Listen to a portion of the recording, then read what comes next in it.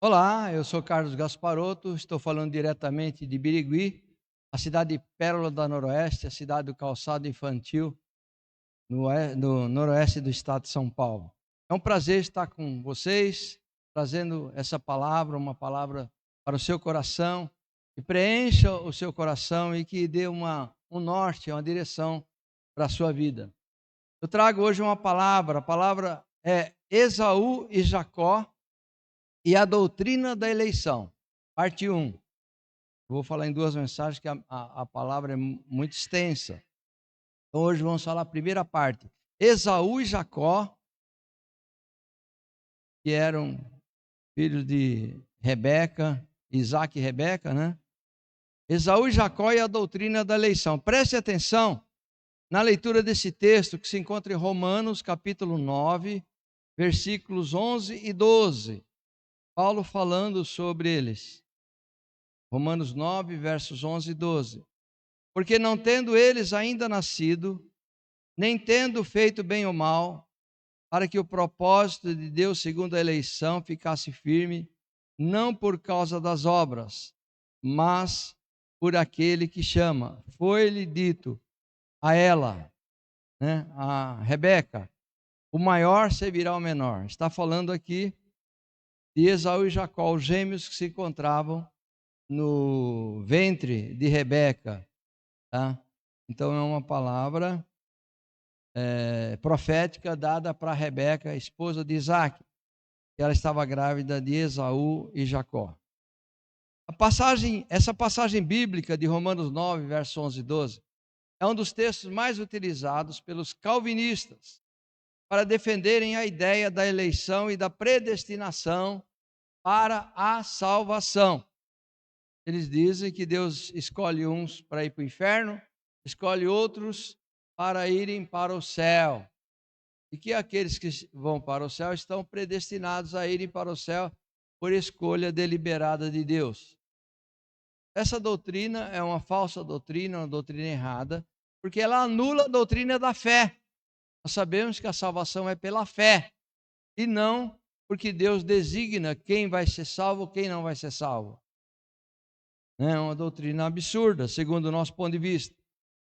Essa dedução equivocada dos calvinistas, decorre da má interpretação do texto, pois não consideram no contexto a citação que o apóstolo Paulo fez das promessas de Deus feitas a Rebeca, que consta do livro de Gênesis. Os livros e epístolas que compõem a Bíblia, ao serem escritos, não possuíam divisões e subdivisões em capítulos, em versículos e temas.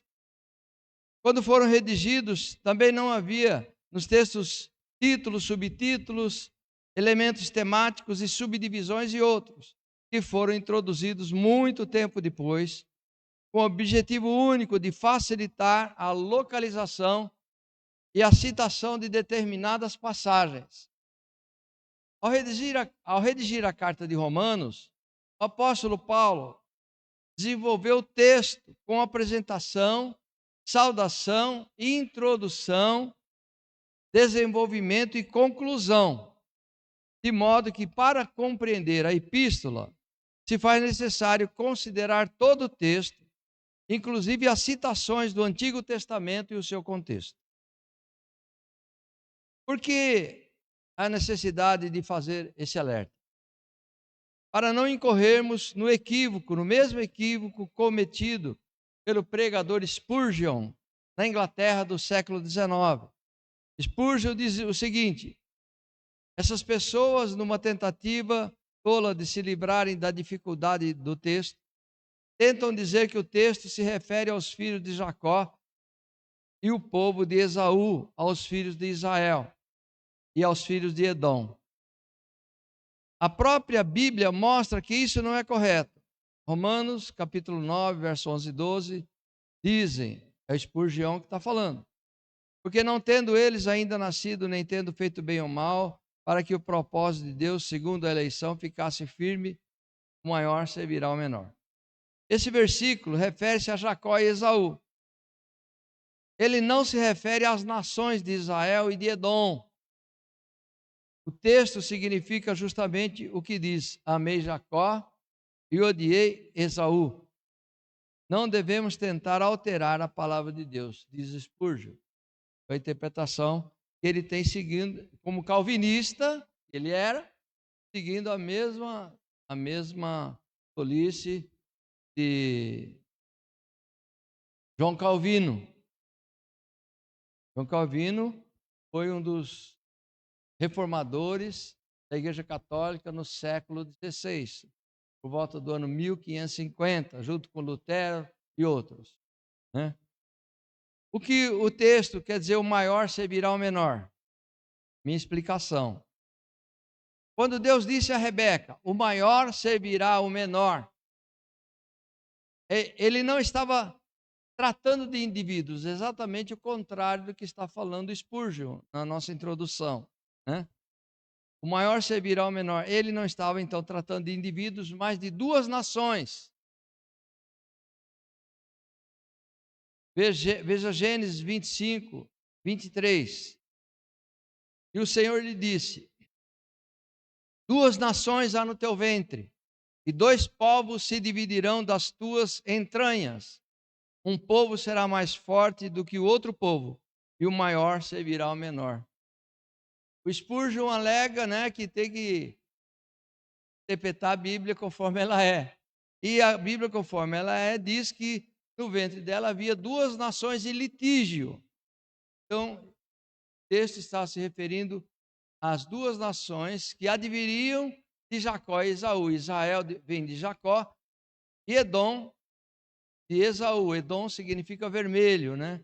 Por isso, aqueles que moram em Edom são seguidores de Esaú.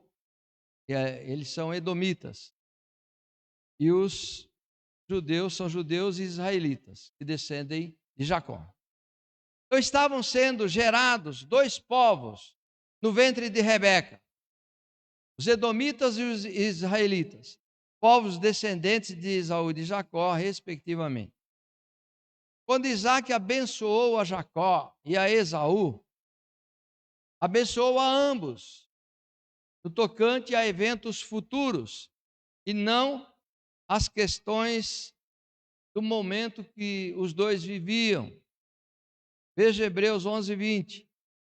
Pela fé, Isaac abençoou a Jacó e Esaú, no tocante às coisas futuras, aos povos que adviriam dos dois, e não especificamente às pessoas deles dois. Enquanto viveu, Jacó temia a Esaú. Jacó tinha medo de Esaú. Esaú era forte, guerreiro, flecheiro. Esaú era tímido, era rapaz frágil, né? E ele tinha medo do seu irmão. Tanto que ele fugiu para Arã. E ao retornar, Jacó se colocou como servo de Esaú para abrandar a ira do irmão. A bênção herdada por Jacó não fez com que o seu irmão Esaú se submetesse subserviente a Jacó. Na bênção, o pai promete a herança ao filho mais frágil. A história de ambos evidencia que a bênção herdada por Jacó tinha em vista eventos futuros. Assim fica evidente que a promessa mencionada pelo apóstolo Paulo tinha em vista nações, tanto que quando os filhos de Israel desdenharam da declaração de Deus dizendo: em que nos tem amado? Malaquias 1:26. Os judeus perguntam a Deus: em que o Senhor nos tem amado? Mostra para nós. Não sente que é amado por ti. Várias vezes eles falam isso para Deus. Primeira vez já foi lá no Monte Sinai, quando eles tiveram medo de Deus. Deus ficou irado com os judeus, porque Deus queria falar pessoalmente com eles, mas eles falaram: não, não, fala com Moisés, a gente tem medo. Se a gente subir no monte, o Senhor vai nos destruir com os seus trovões, com os seus raios. Então Deus prova o seu amor nesse texto de Malaquias, né? Deus prova o seu amor para com eles, E Deus diz assim: não era seu irmão, não era Esaú, irmão de Jacó? Todavia amei a Jacó e odiei a Esaú. Malaquias 1, 2 e 3. Mesmo texto que Paulo fala em Romanos 9. Então, para um entendimento correto do texto, é imprescindível considerar que a citação do apóstolo Paulo respeita o contexto do livro de Gênesis. Se a promessa envolvia duas nações, a citação da promessa no texto de Romanos, verso 9, capítulo 9, não trata especificamente dos dois irmãos, mas da origem e do passado da nação eleita para trazer e abrigar o Cristo no mundo. Veja Ezequiel 16, verso 3. E dize: assim diz o Senhor Deus a Jerusalém: a tua origem e o teu nascimento procedem da terra dos cananeus. Teu pai era amorreu e tua mãe era eteia. Deus lembrando a Jerusalém que eles eram gentios. Quando o apóstolo Paulo cita um verso ou o trecho de um verso do Antigo Testamento, é necessário considerar o texto e o contexto ali mencionados. Mesmo sendo pequena a citação, ela nos lembra ao texto, ou nos remete ao texto do Antigo Testamento por completo. Durante a gestação, Rebeca questionou se uma gestação era daquela forma, ou se a gestação dela era diferente das demais mulheres, por causa dela mesma, visto que a agitação no seu ventre era grande, né? Ela questionou se a gestação dela era diferente, ou por que era diferente das demais mulheres. Ela não imaginava que ela estava sendo mãe, do seu ventre sairiam duas nações. Ela não tem essa noção, até que Deus disse a ela. E como toda mulher israelita, ela sempre considera o seu valor dentro da história religiosa da nação. Então Deus fez referência à gestação de Rebeca como sendo duas nações no seu ventre. Os dois povos se dividiriam e um povo haveria de ser mais forte que o outro, de modo que o maior, o mais forte, serviria ao menor, que seria o mais fraco. E a referência, e o maior servirá ao menor, refere-se aos dois povos que haveriam de se dividir, sendo um mais forte e o outro mais fraco. Mas a leitura que os calvinistas fazem é que se trata do filho mais velho, Esaú, servindo ao filho mais jovem, Jacó. O que é inconcebível quando se trata de gêmeos nascidos no mesmo dia. Então não há que se falar em irmão mais velho e irmão mais novo. Os dois nasceram simultaneamente. Como eram gêmeos, então não há que se falar em mais velho ou mais moço. Até porque não houve interrupção no parto, nem ao menos uma interrupção de minutos. O nascimento foi imediato dos dois irmãos. Quando Deus enfatiza que amou a Jacó e que desprezou a Esaú, através do profeta Malaquias, a questão em jogo não eram os gêmeos, mas a nação de Israel e a nação de Edom. Os filhos de Israel questionavam no que Deus os teria amado. Daí a resposta, evidenciando que os edomitas não foram amados, mas eles sim, os filhos de Israel, sim foram amados por Deus. Vamos ler o texto completo de Malaquias 1, versos 2 e 3. Assim diz o Senhor: eu vos tenho amado, mas vós dizeis: em que nos tem amado? Não era Esaú irmão de Jacó? Disse o Senhor. Todavia amei a Jacó, do qual vocês descendem, e odiei a Esaú.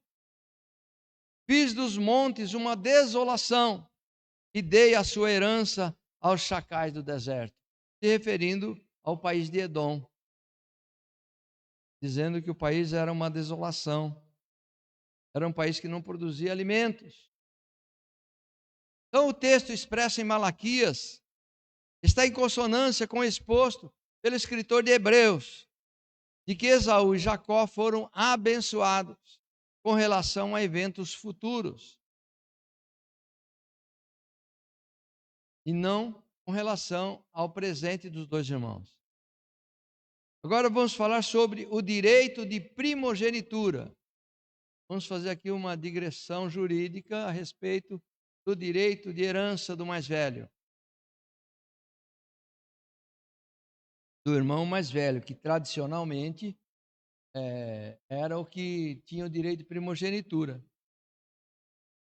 Está em Gênesis 25, 24 e 26. Gênesis 25, 24 e 26. E cumprindo-se os seus dias para dar à luz, eis gêmeos no seu ventre, no ventre de Rebeca. E saiu o primeiro, ruivo, e todo como vestido de pelo, peludo.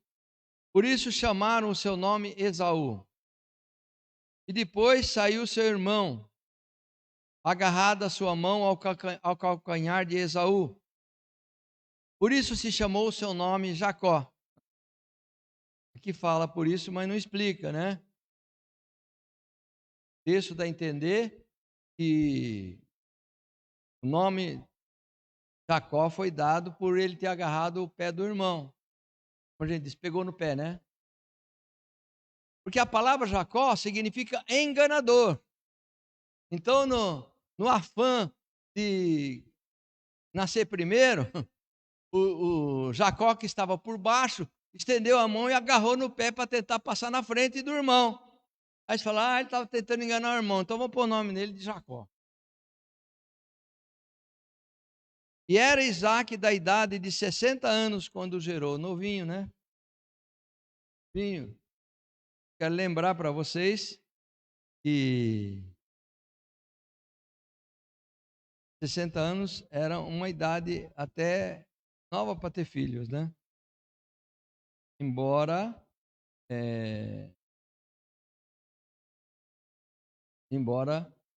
eles nascessem depois do dilúvio, né? Não nasceram antes, nasceram depois, né? Então a idade pré-diluviana é que os homens viviam até 900 anos, 1000 anos. Mas mesmo assim, eles nasceram tarde, né?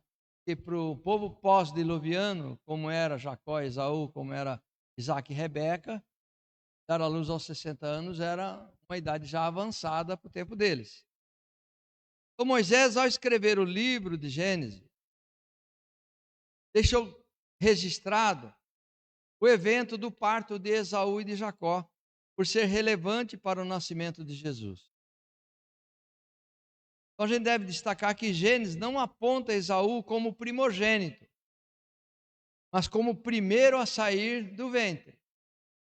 Não diz que ele era o primogênito, mas ele foi o primeiro a sair do ventre. Ora, a primeira criança a sair do ventre de Rebeca deveria ser o primogênito de Isaac. Mas a criança que nasceu por último saiu com a mão grudada no calcanhar do que saiu primeiro. Então a história da primogenitura ganhou um novo contorno, uma nova interpretação.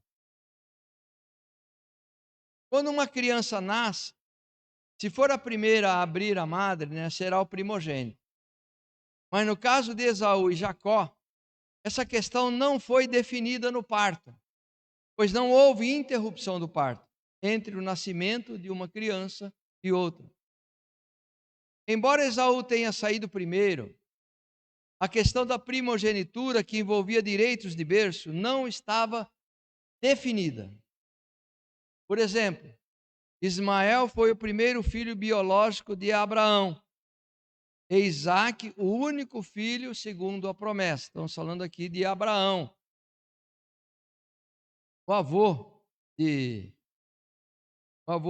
Esaú e de Jacó. Depois que Sara morreu, Abraão teve mais filhos, conforme Gênesis 25. Entre Ismael e Isaac, foi Sara que estabeleceu quem teria direito à herança. Vocês sabem que Ismael nasceu da egípcia por Sara forçar a barra, colocar diante de Abraão que, já que Deus havia prometido um herdeiro e Sara era estéril, falou: dorme com a egípcia para você gerar um filho para nós. Então, em Gênesis 21:10, Sara define a primogenitura. Quem é que ganharia a herança de Abraão? Então Sara disse a Abraão: ponha fora esta serva e o seu filho, porque o filho desta serva não herdará com Isaque, meu filho. Né? Então ela sabia que depois que a escrava egípcia tivesse um filho, ela também teria. Ela não esperava que com 99 anos ela pudesse mais gerar filho. Embora Ismael fosse descendência de Abraão, e por isso mesmo acabou sendo abençoado, Ismael não deixou de ser abençoado. Tanto Ismael como Esaú foram os pais dos árabes. Nós sabemos que hoje os árabes são um dos povos mais ricos do mundo, por causa da bênção que recaiu sobre Abraão. Olha só. Então estamos vendo com nossos próprios olhos a resposta de Deus ao direito de primogenitura, ou nem de primogenitura, a bênção acessória daquele que não herdou a primogenitura, que foram Ismael e Esaú. Mesmo não tendo herdado a primogenitura, eles geraram povos prósperos. Porque não existe país árabe que seja pobre, a não ser aqueles que houveram revolução, né? Ir para cima da Síria e outros países ali ao redor, por causa da guerra que estão. Eles eram ricos, mas por causa da guerra estão se tornando pobres. Então, embora Ismael fosse descendência de Abraão e por isso mesmo acabou sendo abençoado, tornou-se uma grande nação. Somente a nação de Israel é contada como descendência de Abraão e é chamada de israelita. Então, Israel, apesar de ser, por ser a nação que herdou os direitos de Jacó, ela é considerada a nação maior do que a nação. Hoje a gente pode comparar, né, Israel de hoje com os países árabes de hoje. Ambos são ricos, porém Israel é mais forte militarmente. É a palavra usada lá, forte. Interessante, né? Não fala só mais rico, fala a nação mais forte. Eu estou discernindo isso aqui agora, enquanto estou falando para vocês. Né? A nação mais forte militarmente hoje é a nação de Israel, comparando com todas as nações árabes ao redor. Tanto é que na Guerra dos 6 Dias, em 1970, Israel sozinho derrotou 6 nações árabes, fortemente armadas, retomando a capital, Jerusalém, que estava na mão dos árabes. Outra questão a ser analisada no texto é o direito de primogenitura. Um direito estabelecido à época que conferia ao filho mais velho certas prerrogativas com relação à herança e precedência sobre os filhos mais novos.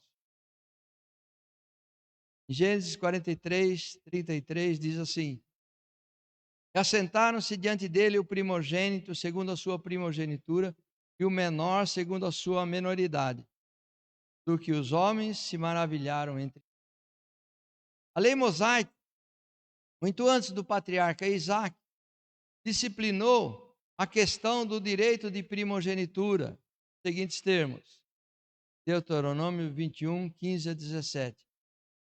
Quando o homem tiver 2 mulheres, uma a quem ama e a outra a quem despreza, e a amada e a desprezada lhe derem filhos, e o filho primogênito for da desprezada, será que no dia em que fizer herdar a seus filhos, o que tiver não poderá dar a primogenitura ao filho da amada, preferindo ao filho da desprezada, que é o primogênito.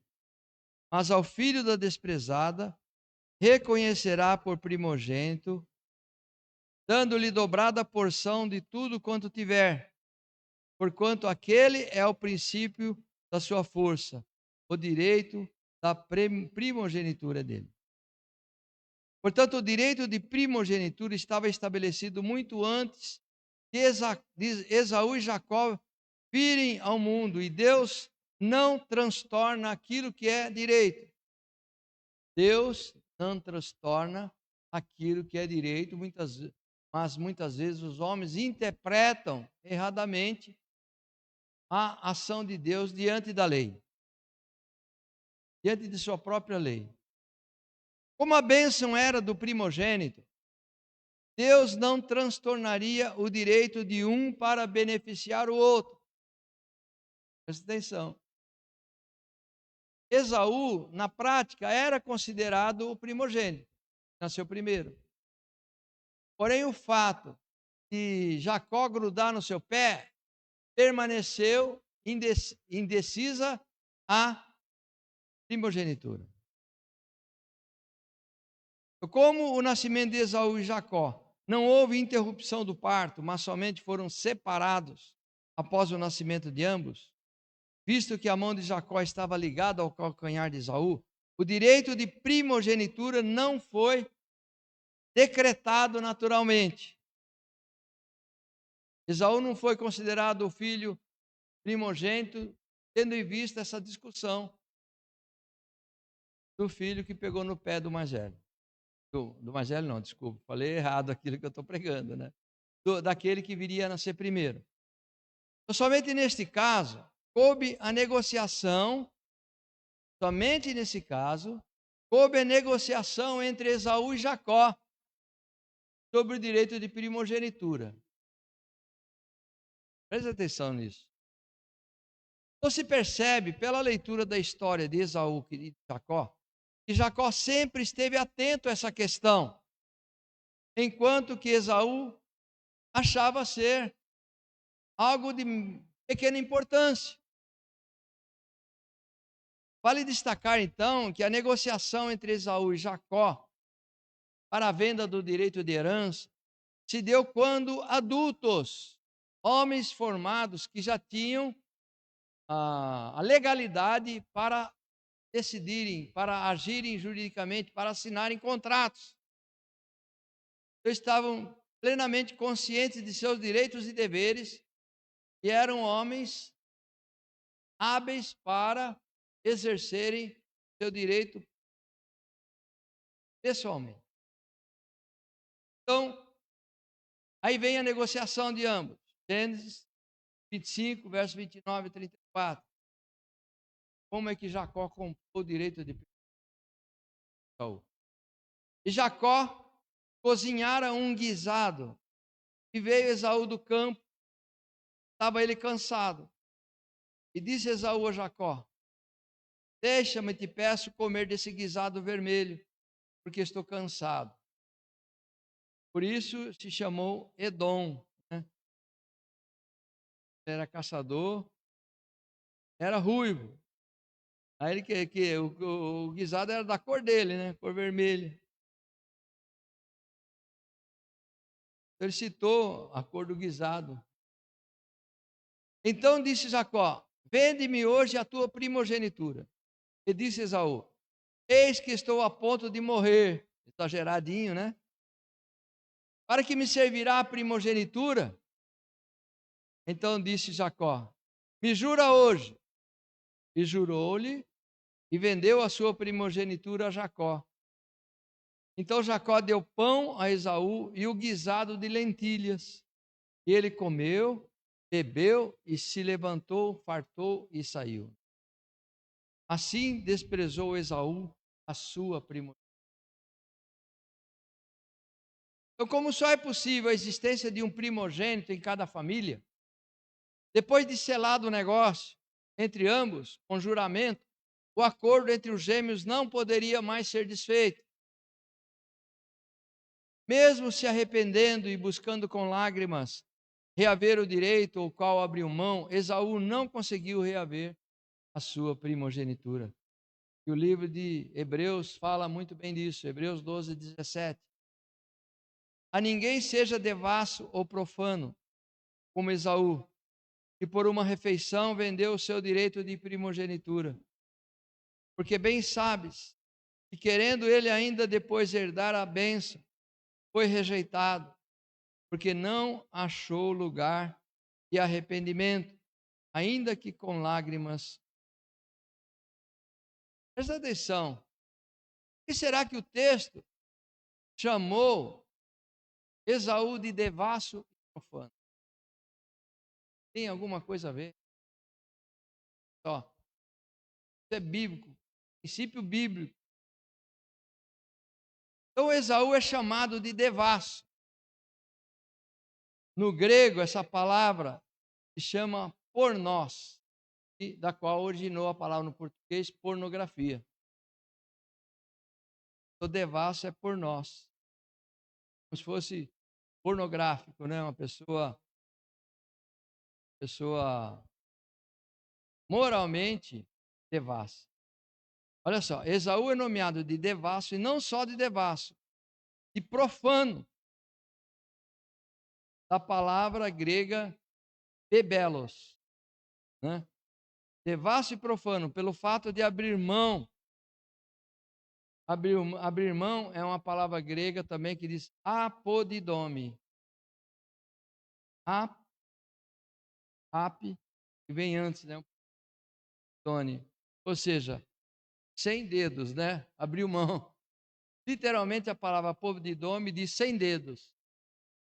Ou seja, abrir mão, essa palavra grega. Então, Esaú é nomeado de devasso e profano pelo fato de abrir mão do seu direito que lhe conferia bênçãos futuras, somente para satisfazer uma necessidade emergencial, né? Que era fome, Paulo dizia que estava morrendo. Então, por que será que ele foi chamado de devasso, de moralmente condenável? Observe que para ser considerado devasso ou profano, o indivíduo não precisa viver uma vida transviada, uma vida imoral. Tem muita gente nas igrejas devassos e vou explicar. Né? Esaú somente fez um negócio que do ponto de vista humano foi legítimo, pois abriu mão de um direito que era seu. Porém, diante de Deus, ele foi devasso e profano, porque abriu mão de um direito de vida. Por isso ele foi chamado de devasso e profano. Então, quando alguém abre mão da sua salvação, quando alguém rejeita Cristo, essa pessoa é profana e é devassa. Quando alguém abandona o evangelho, é uma pessoa devassa, profana. Em nossos dias, muitos entendem que ser devasso ou profano decorre das questões de ordem moral ou religiosa. Entretanto, a ação de Esaú evidencia claramente que abrir mão de dádivas divinas, como o reino futuro, que não pode ser abalado, negligenciando a graça revelada no Evangelho, é o mesmo que devassidão e profanação.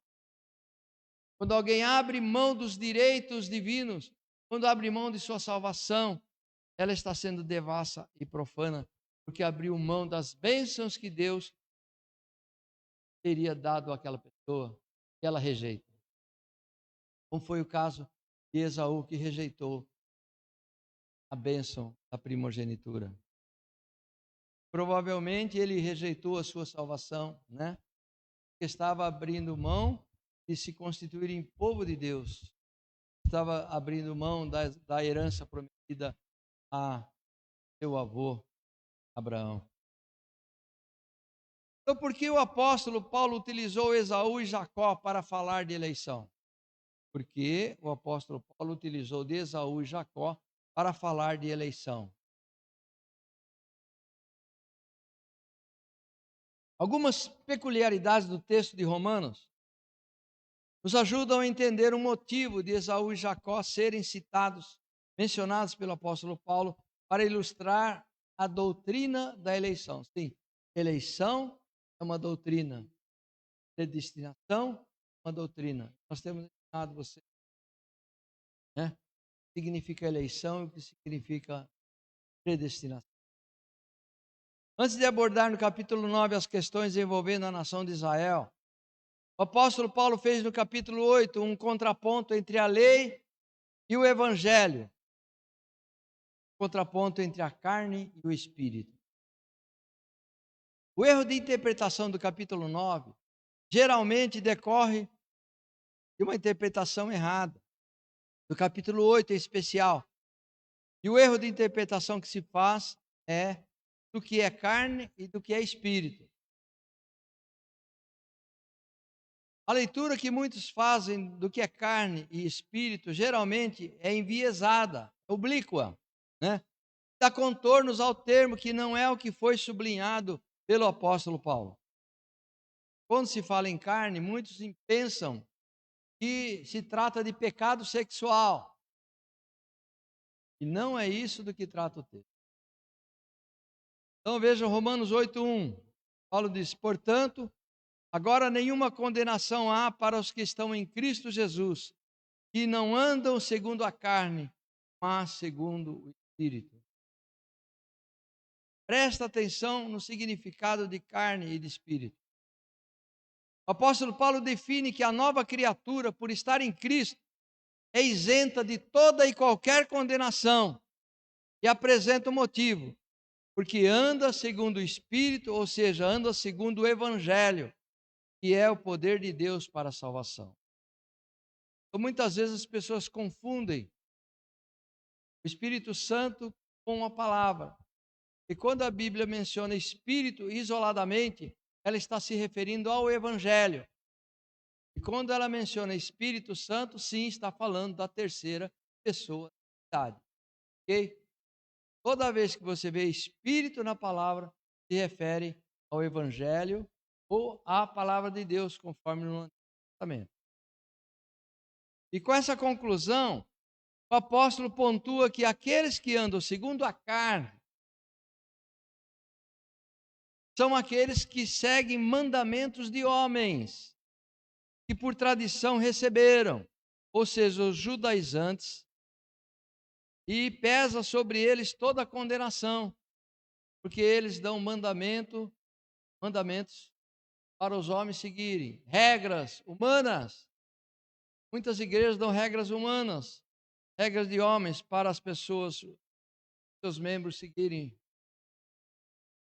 Então estão dando mandamentos de homens, ou seja, aqueles discípulos de um pastor, de um pregador, prega regras humanas, ele está andando segundo a carne. Ok? O pecado segundo a carne não é pecado sexual, é pecado. O pecado segundo a carne é seguir regras humanas, seguir mandamentos de homens, assim como faziam os judeus, que obedeciam, não me engano, 613 regras criadas pelos mestres judeus, quando Deus tinha dado alguns pequenos mandamentos, principalmente no livro de Levítico. Então, o que é evidenciado pelo apóstolo, através dos termos espírito e carne, é o antagonismo entre o evangelho e a lei. Ok? O espírito é o evangelho e a carne é a lei. Tá? O espírito é o evangelho e a carne era a lei, que era a lei feita por homens. Por que o apóstolo faz então essa conclusão? Para evidenciar aos cristãos de Roma que eles não deviam nada à circuncisão. Então, os cristãos de Roma não vieram do judaísmo, eles vieram da pregação de Paulo, eram gentios, gentios que tinham se convertido. E Paulo diz que a fé deles de maneira alguma era inferior à fé judaica.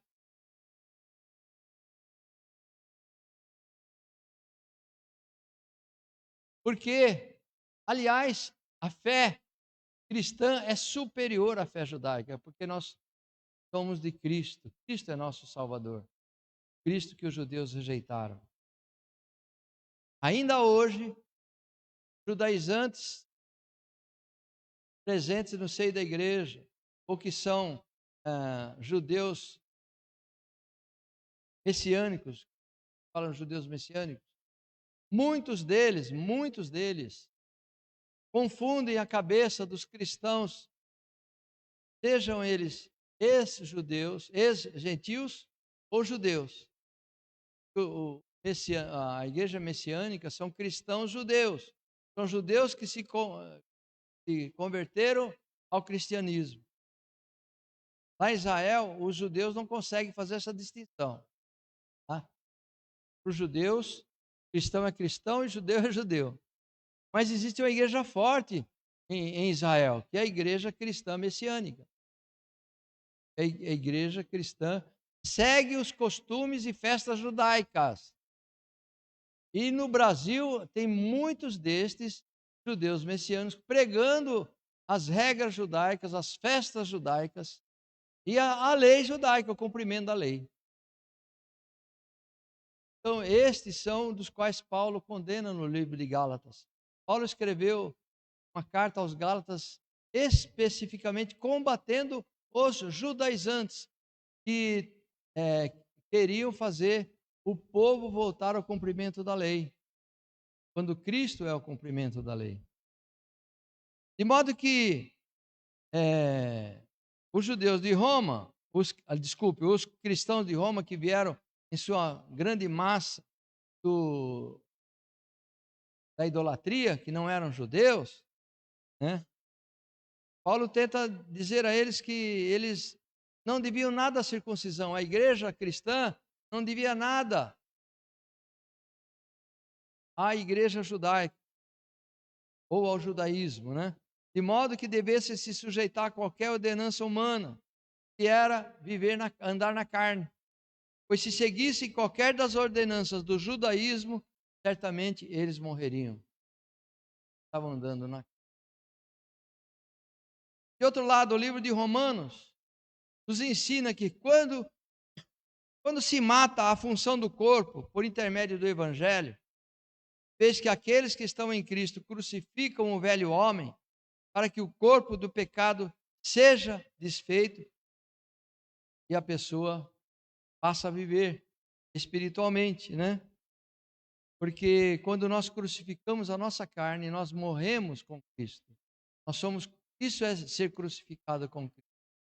É crer em Cristo e seguir o evangelho e permanecer firme no evangelho, perseverando na doutrina dos apóstolos.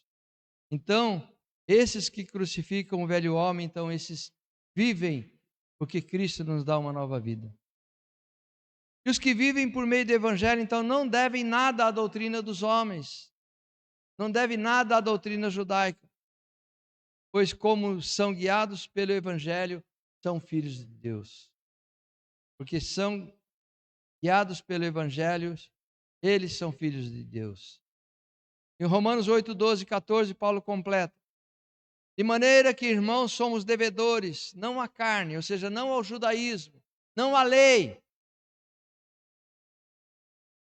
De sorte que não somos devedores à carne para viver segundo a carne. Porque se viverdes segundo a carne, morrereis. Mas se pelo Espírito mortificardes as obras do corpo, vivereis.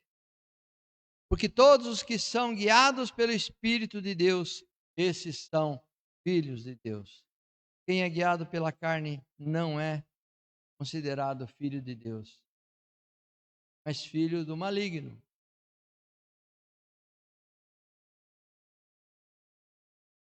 Lembra que eu disse que o homem, símbolo do homem, enigma do homem, é o número 6? O homem foi criado no 6º dia,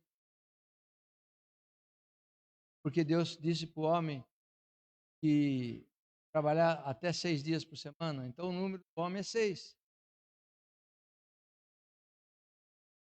Então, o enigma 666 é 3 vezes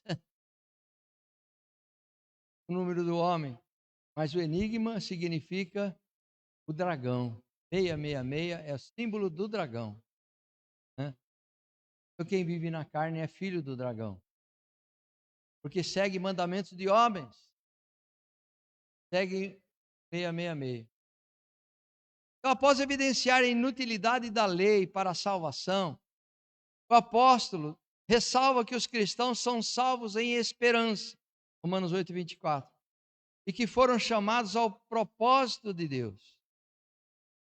Vocês sabem, tem sido ensinado, que o propósito eterno de Deus é fazer de Cristo o sublime entre os sublimes, é exaltar a Cristo sobre tudo e sobre todos.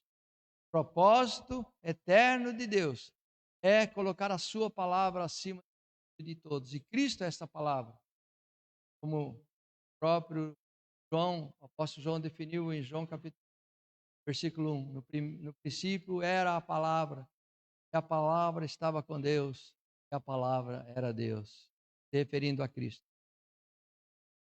O que leva à seção seguinte, a tristeza e contínua dor do apóstolo dos gentios pelo seu povo, seus parentes segundo a carne, os judeus. O apóstolo Paulo especifica tudo o que é próprio à nação de Israel, segundo o prometido a Abraão e à casa de Davi. Romanos 9, versos 4 a 5. Que são israelitas, dos quais é a adoção de filhos, a glória, as alianças, a lei, o culto e as promessas, dos quais são os pais e dos quais é Cristo segundo a carne, o qual é sobre todos Deus bendito eternamente. Tudo isso, né? Paulo considerou como inferior a tudo, né? Eles, olha, os judeus, eles têm o templo, eles têm a glória, eles têm as alianças, eles têm a lei, eles têm o culto, têm as promessas, mas tudo isso eu reputo como esterco, por amor a Cristo, por amor ao Evangelho. Então, por que nós vamos tomar esse esterco de volta sobre? Embora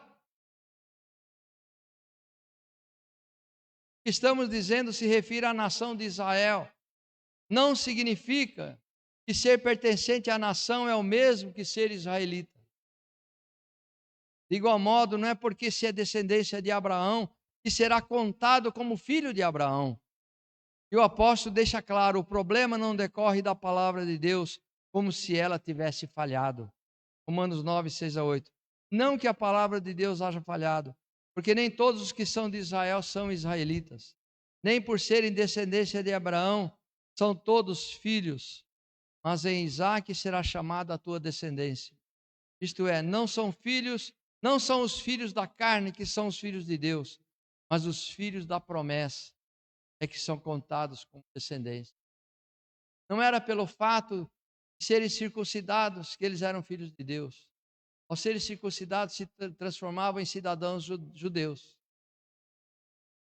Mas aqueles que criam na promessa dada a Abraão, eram esses que eram filhos da promessa.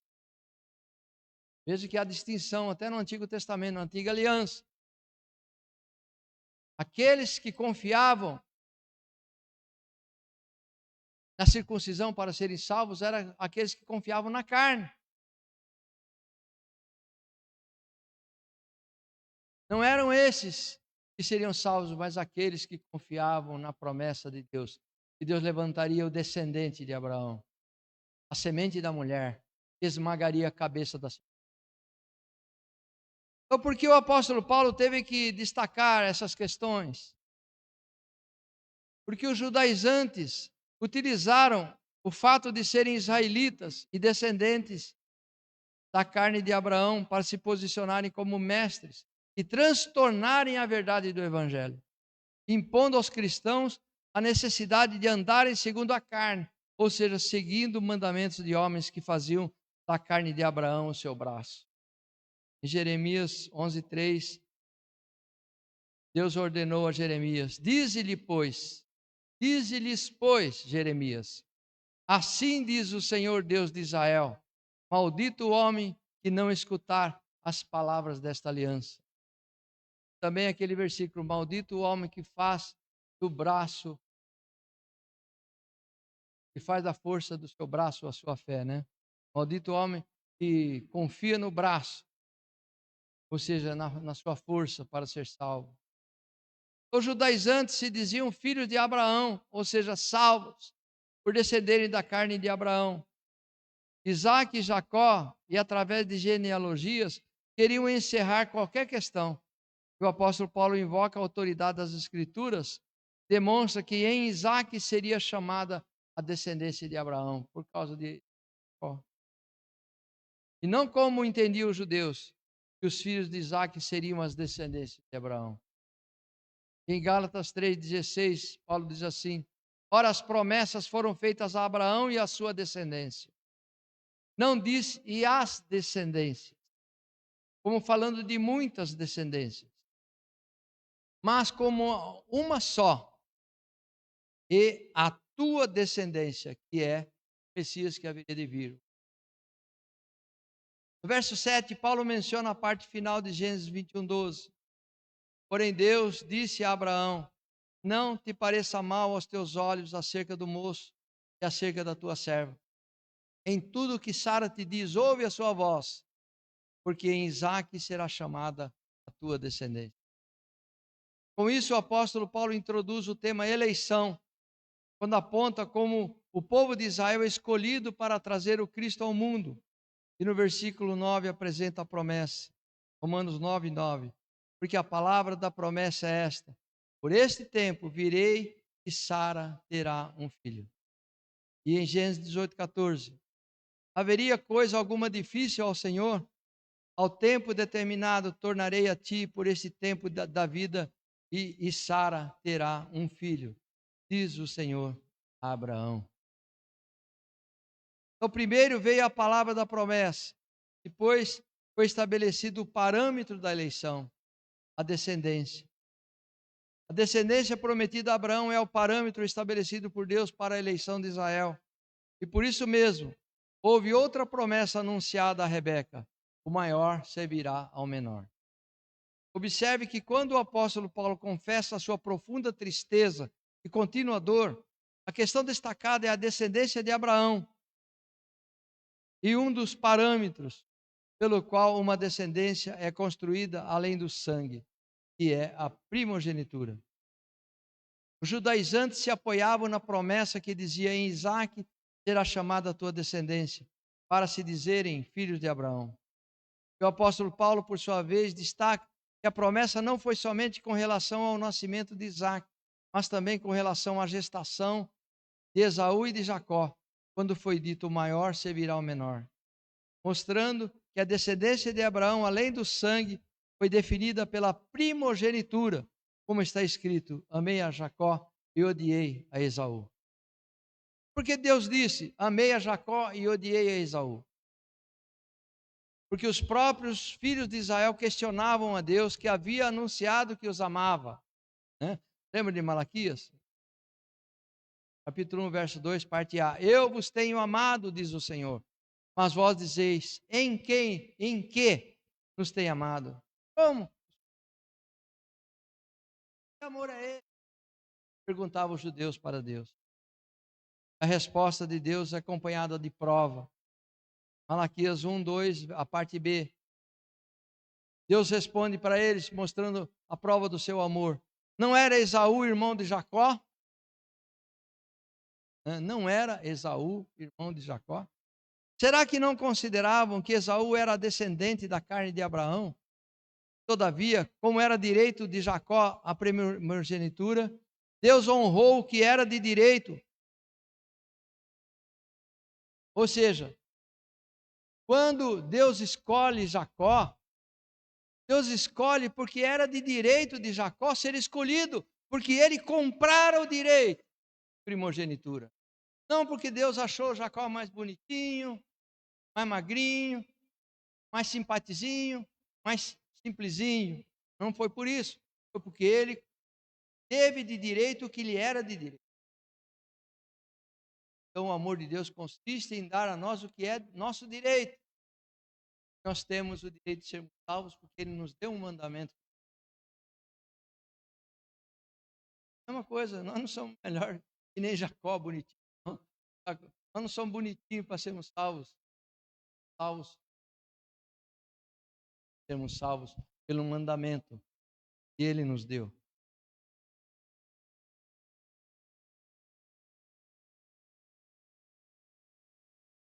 Então, como era de direito de Jacó a primogenitura, Deus honrou o que era de direito, e por isso ele diz em Malaquias 1, de 2 a 5: Todavia amei a Jacó e odiei a Esaú.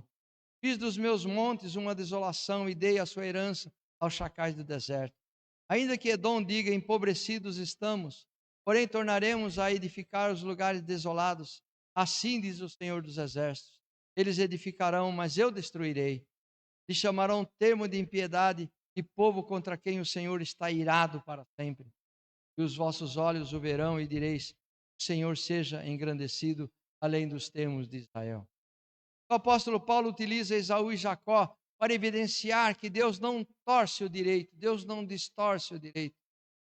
Que o amor e a misericórdia de Deus não transtornam o que está estabelecido e nem a sua palavra volta para trás. Em resumo, as expressões bíblicas amar e odiar não têm o mesmo significado dos nossos dias.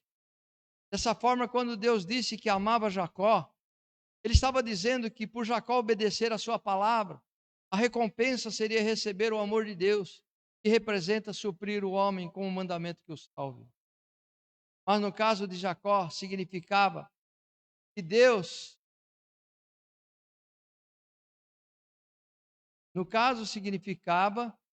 que Jacó seria pai de um povo separado por Deus para servi-lo integralmente. Mas já sabemos o desfecho dessa história, né? Porque o povo de Israel prevaricou na missão dada a ele por Deus. Por outro lado, quando Deus disse que odiava a Esaú, significava que Deus não aceitava as obras de Esaú, que Deus rejeitara Esaú, porque ele vendera a bênção que lhe era de direito. Quando Esaú abriu mão das bênçãos de Deus, ele foi rejeitado por Deus. Ele foi odiado por Deus. Ao contrário, Jacó buscou com diligência a sua herança, a sua primogenitura, e por isso Deus o abençoou, e por isso Deus o amou. Ou seja, Jacó obteve a sua primogenitura pelo direito do acordo que fizera com seu irmão Esaú, pois a questão se encontrava em aberto, devido ao nascimento simultâneo dos gêmeos. No nosso direito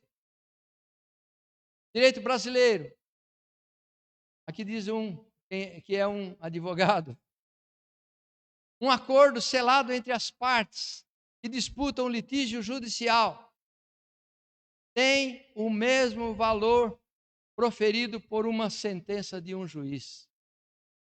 E esse acordo só pode ser desfeito se ficar provado que uma das partes era incapaz, um menor de idade ou um doente mental que não consegue discernir o que está fazendo ou assinando. Que não era o caso dos irmãos gêmeos, que eram saudáveis, maiores de idade e sabiam muito bem o que estavam fazendo. Finalmente, Jacó foi o eleito de Deus por conquista e não por uma escolha aleatória de Deus, como dizem os calvinistas.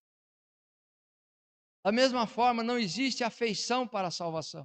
Desculpe. Da mesma forma, não existe eleição para a salvação. Deus não elege pessoa para ser salva. Deus não escolhe, a salvação é individual e pessoal. A salvação é pela fé e não por uma escolha deliberada de Deus.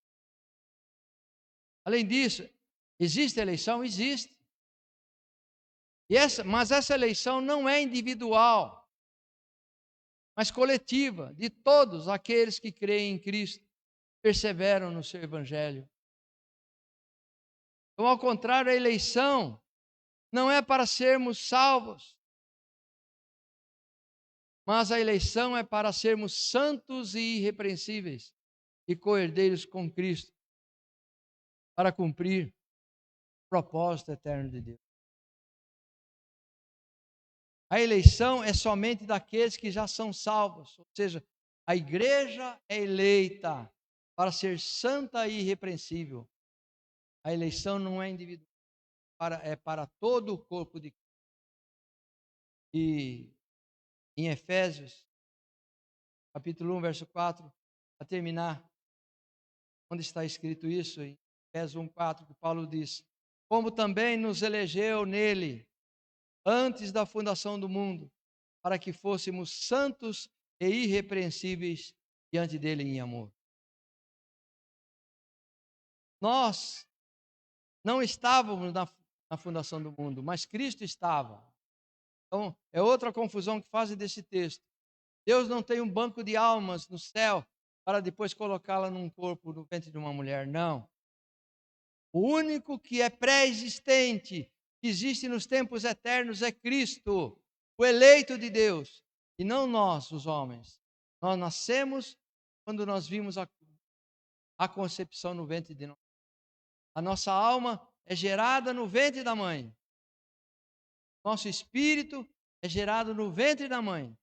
Nosso corpo é gerado no ventre da mãe. E o texto diz que Deus nos elegeu antes da fundação do mundo, porque Cristo foi o eleito antes da fundação. E quando nós cremos em Cristo, nós somos eleitos nele antes da fundação do mundo. Somos eleitos não para sermos salvos, somos eleitos para sermos santos e irrepreensíveis diante dele em amor, porque esse amor dele nos salvou por meio de Cristo quando nós cremos nele pela fé. Hein? Essa é a eleição segundo o ponto de vista de Paulo perante a existência de Jacó e Esaú. Você compreenda isso e viva esses princípios para você não ser confundido. Amém?